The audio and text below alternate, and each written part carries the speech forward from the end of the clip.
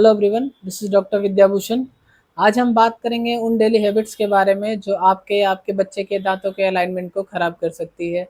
कुछ innocent looking habits ऐसे होते हैं जो ऑर्थोडोंटिक प्रॉब्लम्स क्रिएट कर सकते हैं, जैसे क्रुक टीथ या फिर open bite, even jaw misalignment. Let's explore in details कौन सी हैबिट्स हार्मफुल है और उनसे कैसे बचना चाहिए। सबसे पहले थंब सकिंग।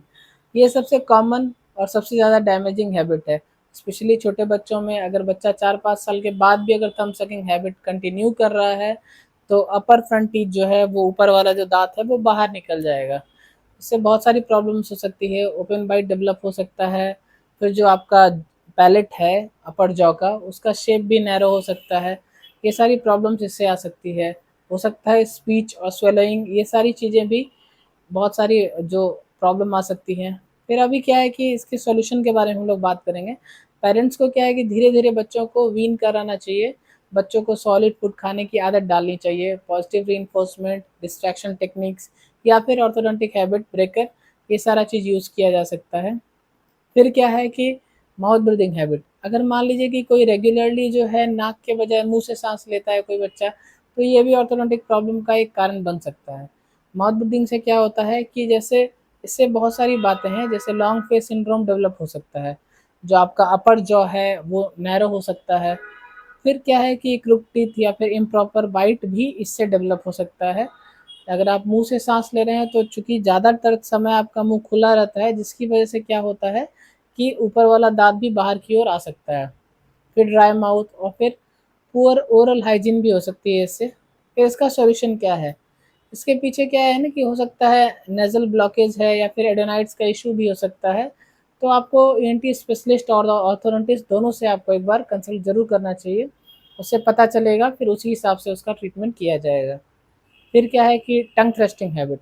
जब कोई अपनी ज़ुबान को बार-बार दाँतों के बीच पुश करता रहता है, स्पेशली स्वैलो करते वक़्त, उनसे क्या है कि दाँत जो है बाहर की तरफ पुश होने लगते हैं। तो इसका रिज़ल्ट क्या है? ओपन बाइट या फिर इवन प्रोक्लाइन टीथ, मतलब ऊपर वाला दाँत बाहर आ जाएगा। फिर क्या है कि लिस्पिंग हो सकती है इससे, जिससे क्या है कि आपको बोलने में भी दिक्कत हो सकती है। और क्या है कि फ्रंट टीथ में स्पेसिंग हो सकता है आगे के दाँतों के बीच में गैप हो जाए। फिर क्या है कि इसका सॉल्यूशन क्या है कि मान लीजिए स्पीच थेरेपी, और हम लोग जैसे क्या करेंगे आपके लिए ऑर्थोडोंटिक अप्लायंस ये यूज़ करेंगे, इससे आपकी हैबिट को कंट्रोल किया जा सकता है। फिर क्या है कि प्रोलॉन्ग पेसिफायर यूज़ या फिर बॉटल फीडिंग। पेसिफायर या फिर बॉटल फीडिंग अगर 2-3 साल से ज़्यादा कंटिन्यू होता है तो ये दांतों पर सेम इफेक्ट डालती है।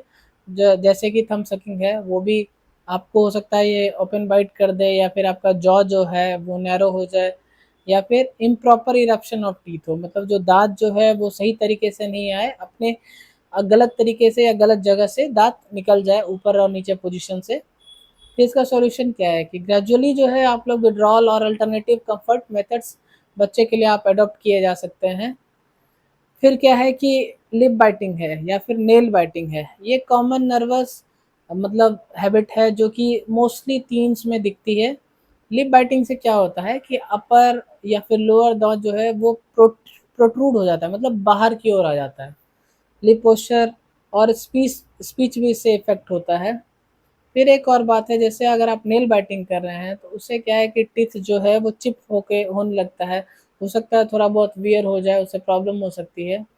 फिर गम रिसेशन या फिर इन्फेक्शन भी इससे हो सकता है। अब हम लोग बात करेंगे इसका सॉल्यूशन क्या है। लाइक बिहेवियरल थेरेपी हुआ, या फिर रिमाइंडर बैंड लगा दें, या फिर स्ट्रेस मैनेजमेंट से ये जो है आपको हेल्पफुल हो सकता है। फिर क्या है कि using teeth as a tool. कुछ लोग क्या है कि दांतों से जो है बॉटल ओपन करते हैं, पैकेट स्टीयर करते हैं, या फिर पेन च्यू करते हैं। ये सब क्या है कि दांतों के स्ट्रक्चर को डिस्टर्ब कर सकता है। इसका रिजल्ट क्या होगा? ऑब्वियस है, चिप टीथ, जॉ स्ट्रेन। मान लीजिए दांत का थोड़ा सा कहीं से चिप हो गया है, या फिर वियर भी हो सकता है। फिर माल अलाइंड हो सकता है आपका टीथ ओवर द टाइम, मतलब धीरे धीरे धीरे करके हो सकता है कि आपका दांत जो है टेढ़ा मेढ़ा हो जाए। और जेंटल हैबिट ब्रेकिंग टेक्निक एक बेस्ट सॉल्यूशन है। चलिए फिर हम लोग अगले वीडियो में बात करेंगे कि prevention and precautions during orthodontic treatment, जिसमें हम लोग डिस्कस करेंगे ब्रेसेस के टाइम पे क्या क्या करना चाहिए और क्या क्या चीज़ आपको अवॉइड करना चाहिए। तब तक के लिए observe, improve and smile with care. Thank you so much. Keep smiling. है।